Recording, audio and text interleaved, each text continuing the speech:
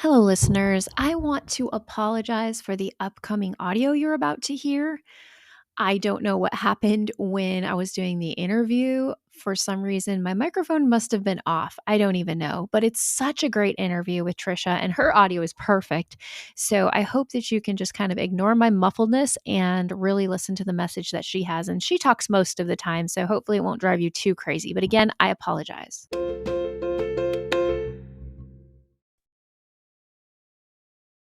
Welcome to Widow Too Soon. This is Michelle Bader-Ebersol. I'm sitting here with my new friend, Tricia Thirey. Did I say your last name right? It's actually Terry. What? It's T. I know. Doesn't look like it. It's French. It's Oh strange. my goodness. I should have asked you. That's a basic thing I should have asked you before we started. But everyone else, when they see it written, is going to think what I thought. They will. They will. I'm sure that's a really common thing you run into, because I always run into Bader for Bader.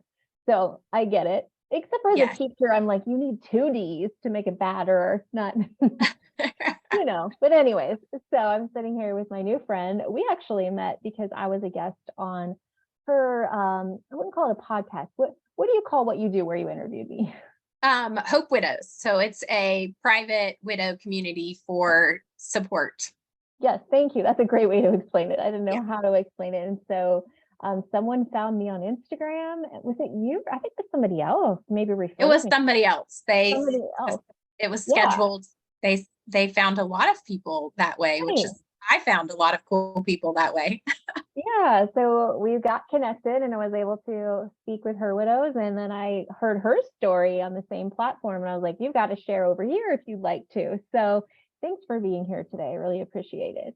You're welcome. Thanks for having me. Let's just start with tell us a little bit about your story. Well, it's probably a lot about your story.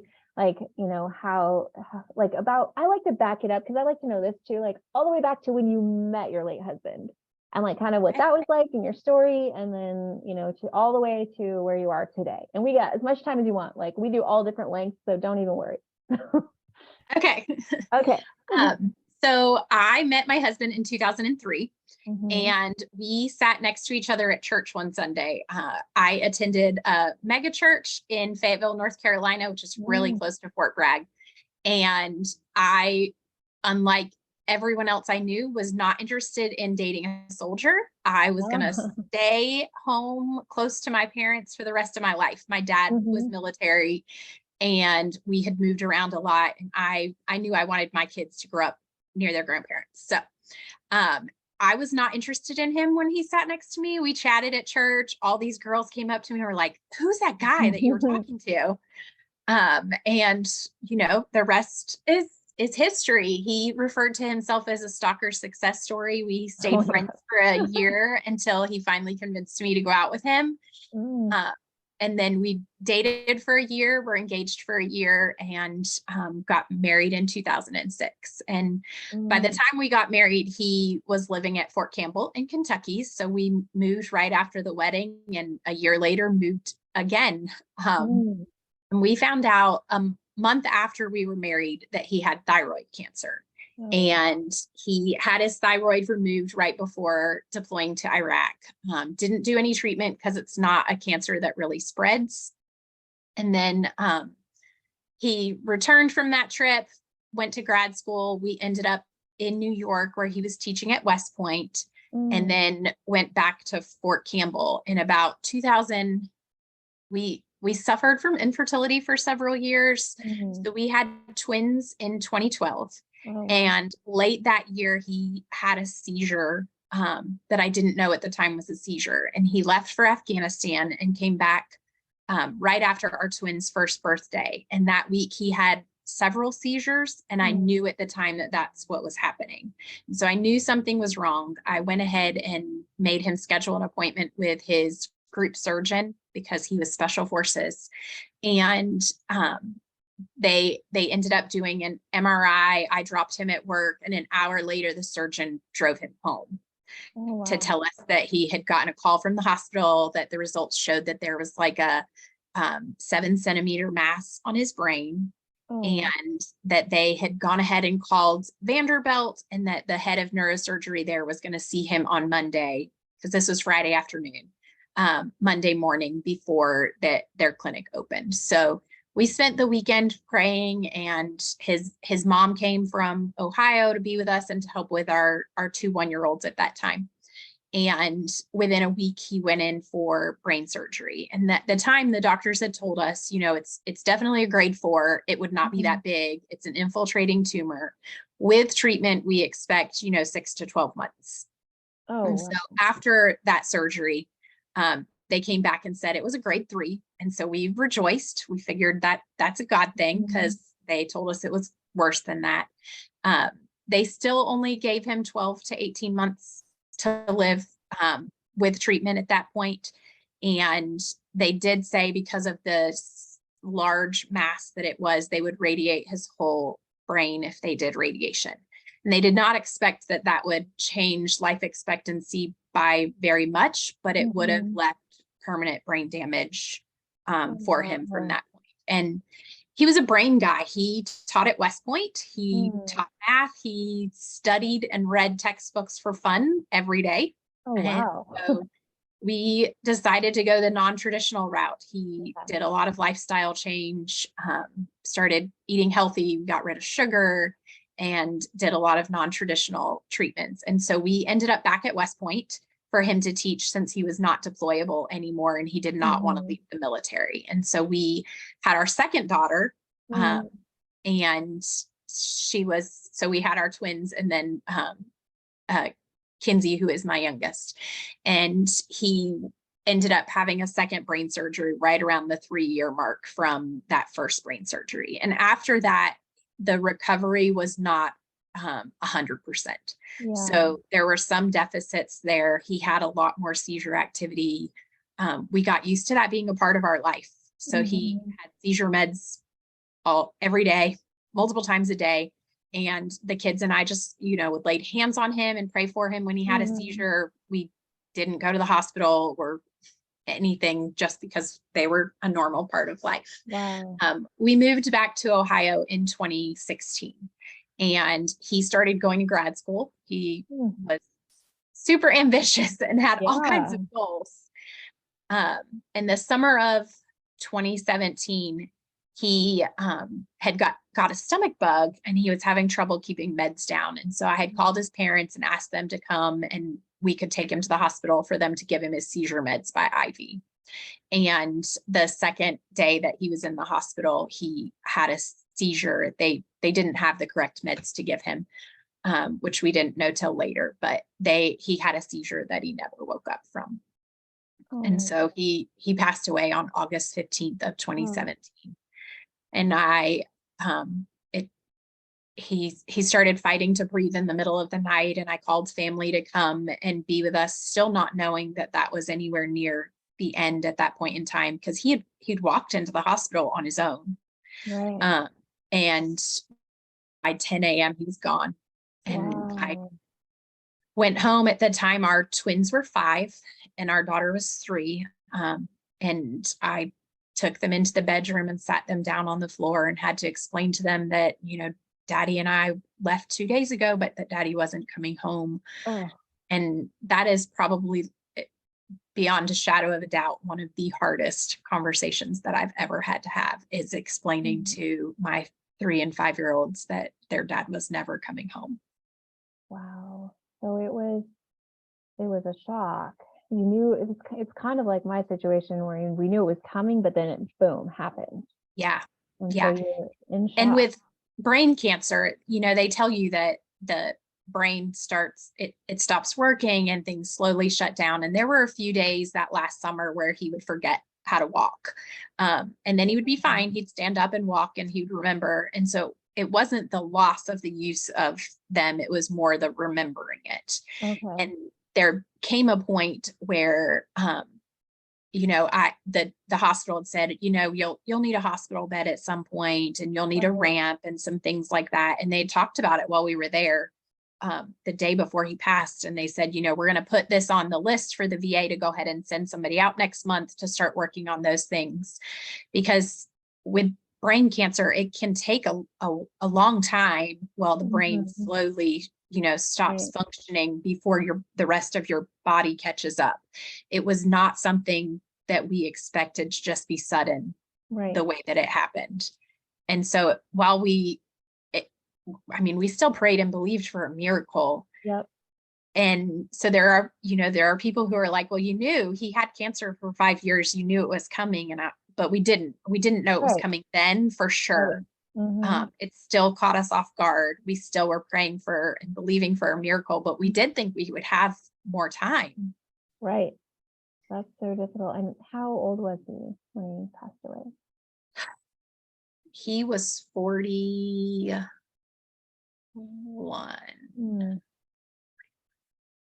Yeah. 42.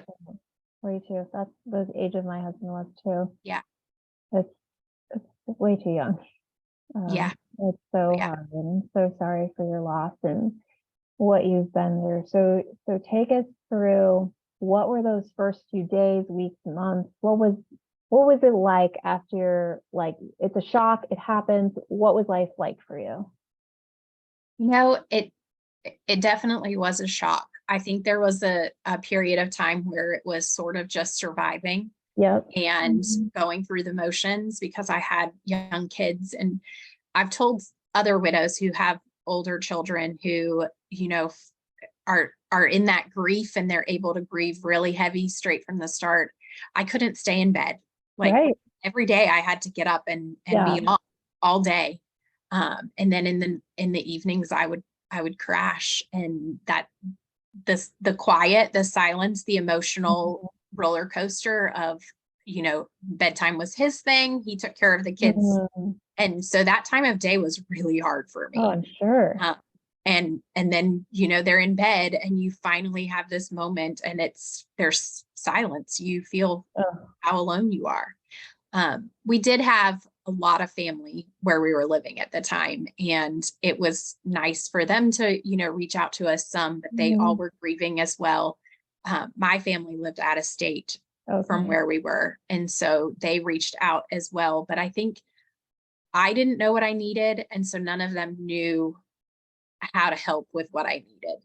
Right. I had a couple of friends who brought meals to me, who had Mhm. known his family growing up, but that I had never met before. And those friends became my closest friends, because Mhm. they listened to me. They heard me say what time of day was hard, and they showed up then. They would come Mhm. to my house and help with bedtime. They would call Mhm. me every night to make sure that I was all Mm. right, and text and say, "Hey, how's it going today?" Um, just so that I wouldn't feel alone. That's And great. they are my closest friends now. They are the people Wow. who, and we didn't know, we wouldn't have probably been friends if it hadn't have been for this. But they were the hands and feet of Jesus to me in that time. Wow. Exactly what I needed. Right. We love those people who, instead of there's people who mean well, but they say, let me know if there's anything you need. You don't know what Yeah. you need. We don't know what we need. Mm-mm. So when And there it, are the people that just do it, like those friends, it's yes. so nice. Yes. I was talking to Tiffany who yesterday about it, and she was like, somebody asked me, like, did she say that she needed somebody? And she's like, no, she just told me that that was a hard time of day. And I was like, that's exactly, I would have never said, hey, call me every night. Right. Like, I know you have a husband and everything, but you should check on me every day. She just heard that there was a need there Wow. and did it, and her husband supported it. He still supports her calling me when she knows I need it. That's awesome. And that's just a reminder to us when we see friends going through hard things, to listen and hear in what they're saying, like, oh, that's what they need. Mm-hmm. I feel like every widow and widower I talk to says nighttime is the hardest. It Yeah. always was for me, because you feel the loneliness of no one in your bed anymore. Yep. And just like the silence I mean, I had such a hard time. My daughter, she was, let's see, 15 at the time. No, she was 14. She slept in my bed for 3 months. Like, we both I was like, I can't be alone. And she didn't want to be alone. Yeah. And it was just, and I realized I'd never like been in a house without Luke, because he didn't like travel. He was on disability most of our marriage.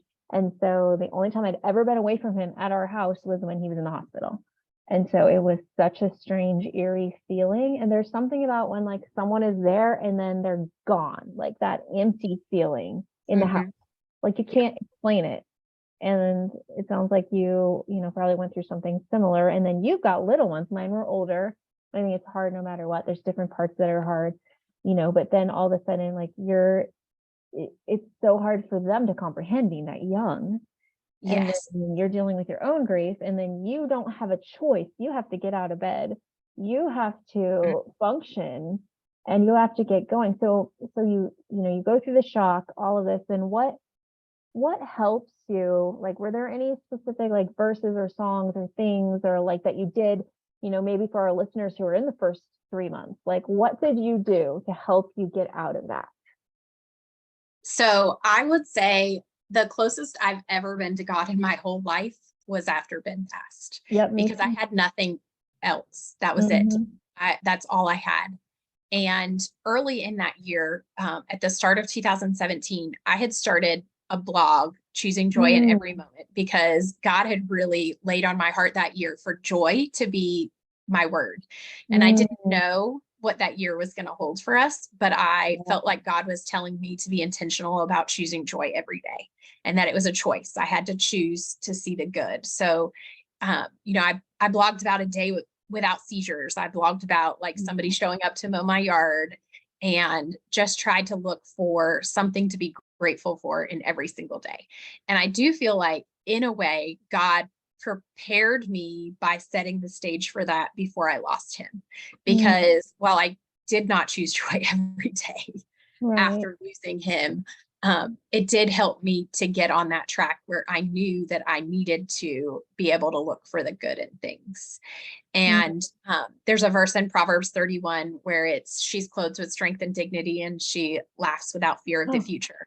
yes, And it's that laughing without fear of the future that I tried to embrace in the first half of that year, and especially after that. Like, I mm, wore a necklace with that scripture on it, just so that I would remind myself, it's okay to laugh. Like, we want to still see the good on the other side of it. yeah, And I remember sitting in my counselor's office just, 2 months after losing him, and saying like, no, I really want to like thrive. Like, I want to get from here to here, because right, I know there's steps and things that I need to do in order to come out on the other side. And her saying, it is okay for you to just survive this season right now. Like, you don't have to thrive. And I yeah, was like, that is not me. That's not the no, way I do either. life. Like, Right, I like work my way through things. yeah, So it didn't happen as fast as I would have wanted it to. I spent a lot of time clinging to God and saying, now what? Now right, what? right, And I I do believe, and there are still hard days in there, anniversaries and holidays, uh-huh, birthdays, and where his presence is missed so much, and it's missed so mhm, much for my kids. But I mhm, feel like that God, I there is a hope that is found in scripture, and there's a hope that's found in knowing that there is a purpose and a plan for everything that happens, even if we can't see it. mhm, yeah, And that is what has kept me going, is uh, knowing that I might not be able to see the why, like why we had to go through this, why my kids have to grow up without their dad. But I believe that it's because God does have a purpose, that right, he is using all of those things for good, even if I don't see that good. right, exactly. And how are your kids doing? They are doing really well. Mm, We have gone through, they did counseling for a while. We've done some grief work with them. They went through a phase where my son didn't talk about it much, at all, for the first 6 months or a year or so. And when they were in kindergarten and I homeschooled. In first grade, they mhm, went to a university model school. So they were there for mhm, just a couple of days a week. And I remember his teacher calling me in and saying, I think he's really struggling because he talks about his dad a lot. Like, every time the kids are talking about their dads, he's like, my dad died. And I was like, well, mhm, his dad did die. And Yeah. I said, and if he's talking about it, I'm really glad because it means he's processing and working through things that I Yeah. don't see at home. And I'm glad he's telling somebody. Yeah. And so we spend a lot of time intentionally talking about their dad, even That's now. good. Mm-hmm. He has an analytical mind just like his dad. And so I remind him of that. And he gets Yeah. excited about it because there are things that he does and says that are just like him. Mm-hmm. I think my youngest, and it's so common to just talk about Ben in our everyday. We spend Right. a lot of time with Ben's family. We travel to Ohio. We go on vacations with their cousins. And so they get to see a little bit of what their dad was like and his brothers. Mm-hmm. And my youngest is the one who still will be doing something and she'll say, I wish daddy was here for this. Right. Or, and she was 3. So her memories are what we have shared. And so Yeah. she does have some, stories that she tells about him and things that they've done that might be things that she actually remembers, but there's a lot that she shares that is because of things she's Yeah. heard. Yeah. Uh, on the whole, I do think that they have done really well with processing the Mm-hmm. loss. And there will always be a void there. Yeah. Their dad is not here on earth. And that is where he should be. He should be. Yeah. Um, Exactly. but they, I think, have managed very well to be great little kids who are working hard with everything that they've got. And I am Mm-hmm. super proud of that. But I also think that it is not something where you just stop talking about it Right. and Mm-hmm. expect them to heal. I do think that talking about it is good for them. And I Yeah. think that it's good for them for the rest of their lives, even though they were 3 and 5, to know that their dad loved them so much. He prayed Mm-hmm. so hard for every single one of them. It's special. And they're probably doing so well also because you created a healthy environment for them to be able to talk about them. I've met widows where they like don't talk about their late spouse, their kids don't talk about them. And that's something from day one, like I knew I wanted to Yeah. do. And so we still, and even I'm remarried and we still talk about Luke, and my, new husband is comfortable with that, and the kids, and like we've created a place where it's safe to talk about your dad. And like, oh, I'd be like, oh, your dad would have loved this, or like, oh man, you look like your dad, just all the stuff. And Yes, so absolutely. you've created that environment, which has made it healthy for them to continue to talk about it. And so great job with that. What would you say has been your biggest challenge as a widow? I know there's a lot of challenges, but if you could think of one or a few, I'm sure Um, the audience can relate. I think it's probably losing my encourager, that person that Oh, supported me. And I say all the time that is a secondary loss that I didn't ever anticipate. yeah, that's Um, huge. because he's the person that encouraged me to stand up for myself, Mhm. to not let anybody should on me, like tell me what Yeah, to do.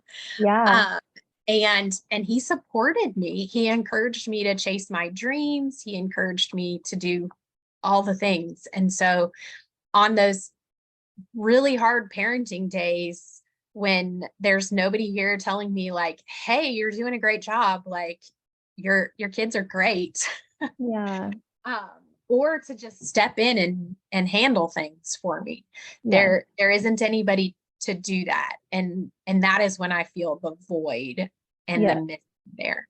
yeah. um, I joke all the time that people use their spouses as excuses for things like, oh, Yeah. he doesn't want me to do this, or Uh-huh, totally. it's really them. Like, we all know it's Yes. really them. Um, but I don't have that person. So Right. if I say no to something, it's people know that it's me saying no to Yeah. it. Yeah, I know that's so true. There's nobody there that's got my back that's like, say no. Right? Exactly. So it's been 5 or 6 years, how many years? Yeah, August will be 6 6 years. years. So what is life like now for you and your kids? So we live in Texas. Okay. We moved to Texas a few years ago because my best friend at the time lived here, and I needed a fresh start Yep. to heal and move forward and see where life was going to take us. We are super involved with church. Hmm. I am a small group leader, Awesome. and the kids do Awanas and kids church and all the things. We did return to homeschooling this year, Mhm. but they're going to be going back to private school in the fall, which I'm excited about. It's a new season for me too. Yes.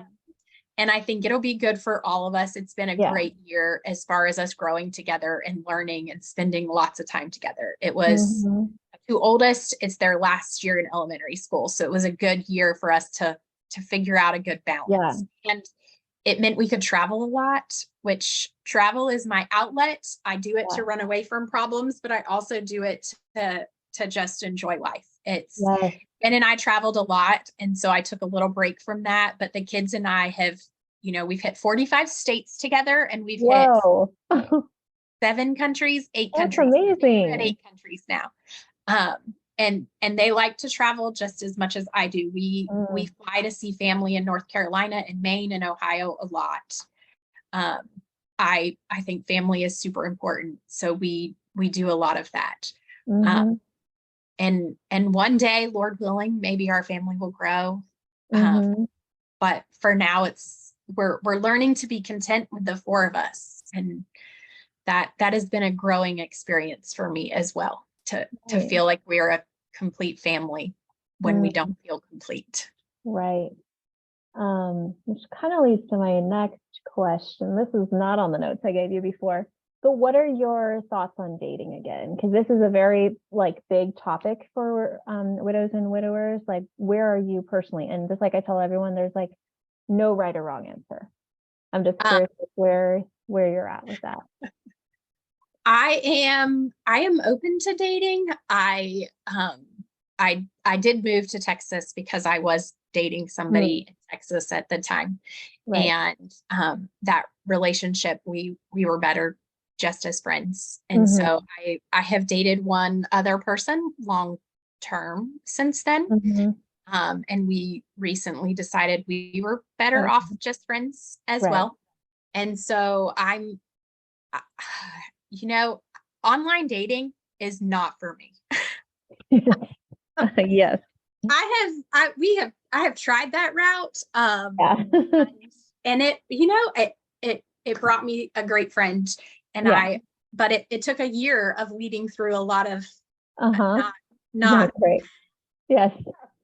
I know. I hear you. I'm not even sure how to answer that one. Yeah. But No. I am not dating anybody right now. I am open to the possibility, but I'm really praying that God just throws them in my lap. Exactly. I think that's a really good thing, is we had this whole episode about well, we've done lots on dating because people like to talk about it, but I remember after Luke died, maybe it'd been a year or two, and I was crying to my best friend. I was like, where am I ever gonna find somebody? I'm in my 40s.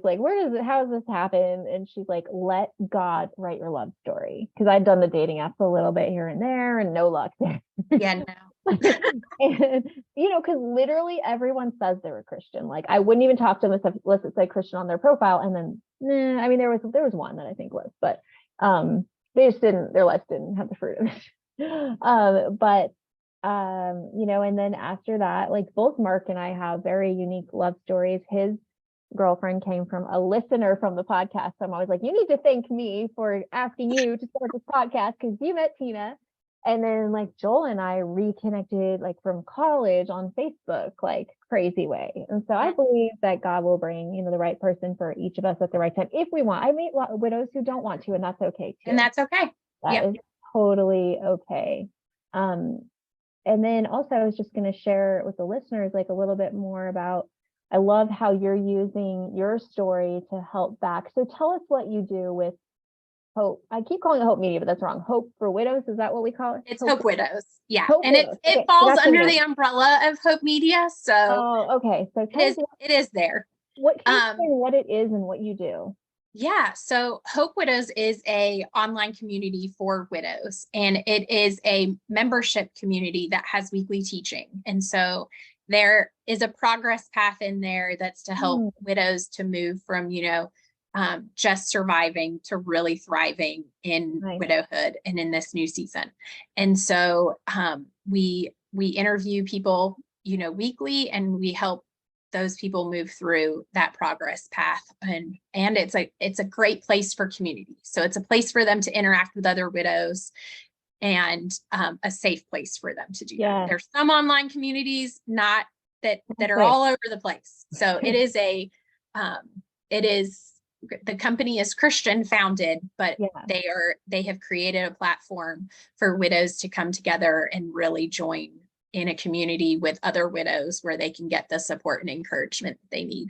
And there's some who are brand new widows in there. There's some who have been widows for a little while and still need that support. But I am an ambassador for them and do those weekly interviews and teachings with people. That's awesome. I've had a chance to look at the website a little bit, but yeah, what I did love, it was like start here, and had like, I'm like, this would be great for a new widow.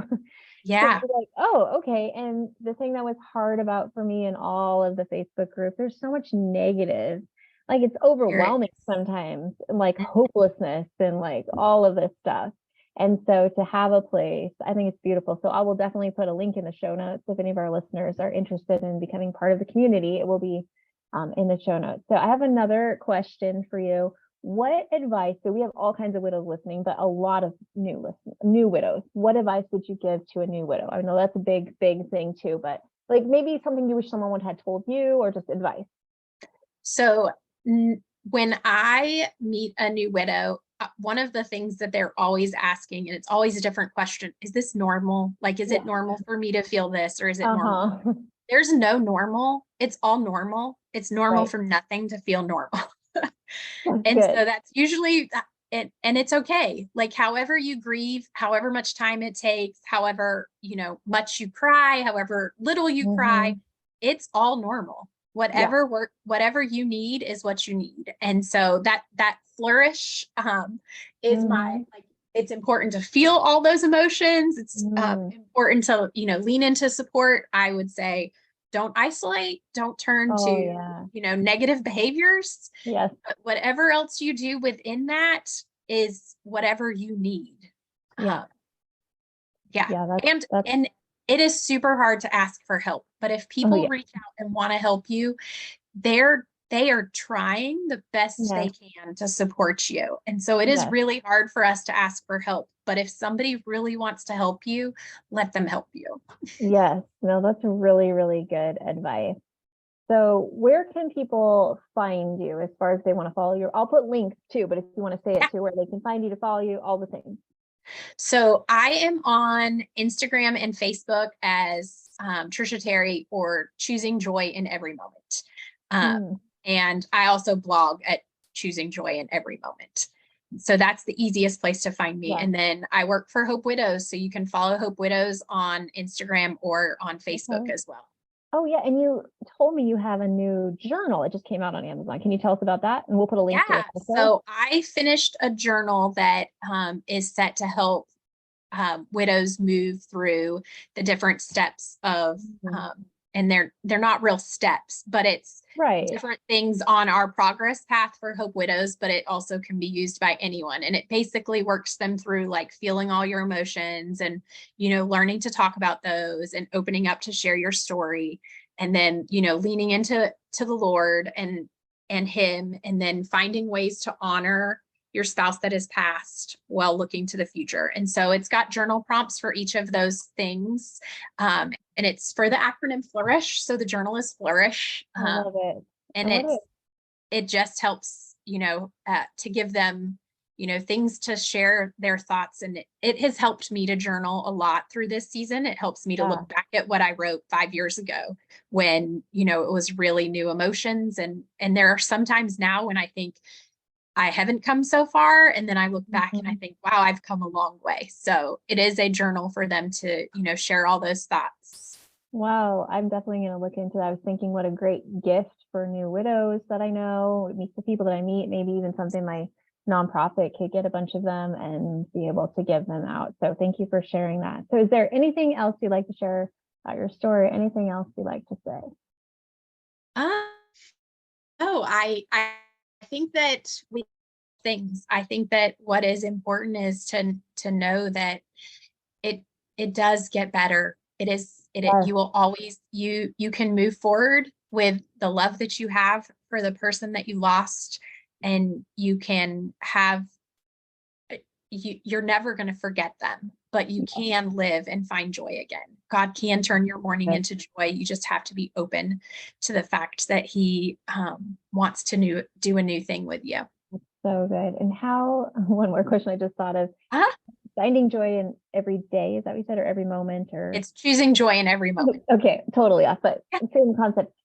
How do you do that? Like, can you give us an example of, like, it's a hard day, but how do you choose joy in that? What does that practically mean? So in the very hardest season of my life after losing Ben, I got a gratitude journal.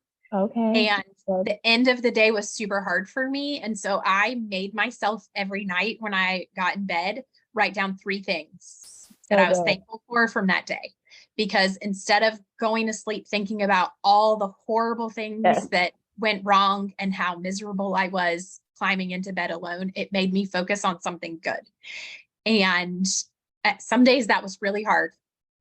Some days it was really, really hard. And some days it would be my friend Tiffany, she just texted me, and that's in there a lot. Yeah. Because that's good. She reached out, and it was the end of the day, and I couldn't think of anything that was good, but that was something good.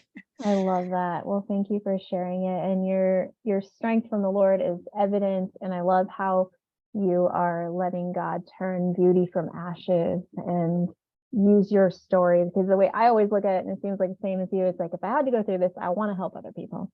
Like, God gave us our stories for a purpose, and you're already helping a lot of people. And thank you for doing this podcast, because you're reaching even more people that I know your story is going to be an inspiration and hope. Because I know when I was a new widow, I wanted to hear stories like yours. Like, please tell me it gets better. I'm going to be okay. My kids are going to be okay. I'm going to get out of this dark tunnel. But something I like to go back to that I learned in grief recovery, which I know you just became a grief recovery specialist too, is it's not just time that heals. It is what we do with our time. And I can see from your story that you took steps. You just didn't sit there like you wrote the good things every day. You reached out, you had all these things. And so I want to make sure our audience knows too that time, yes, it does make it better, but you've got to take those steps. And the fact that you're listening to this podcast means you're taking steps. So congratulations that you are trying to do things to move forward.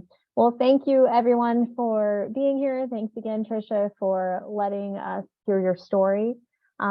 We'd love it if you subscribe. You can do that on Spotify, Apple Podcasts, anywhere you listen. If you want to give us a rating or review, we'd love that too. We are looking for more guests. You can email us at widowedtoosoonm, like as in Mark and Michelle, @gmail.com, or find us on Facebook or Instagram, Widowed Too Soon, all the places. And hopefully, yes, next week, Mark should be back, and we'll come back and see you next week. Have a great day.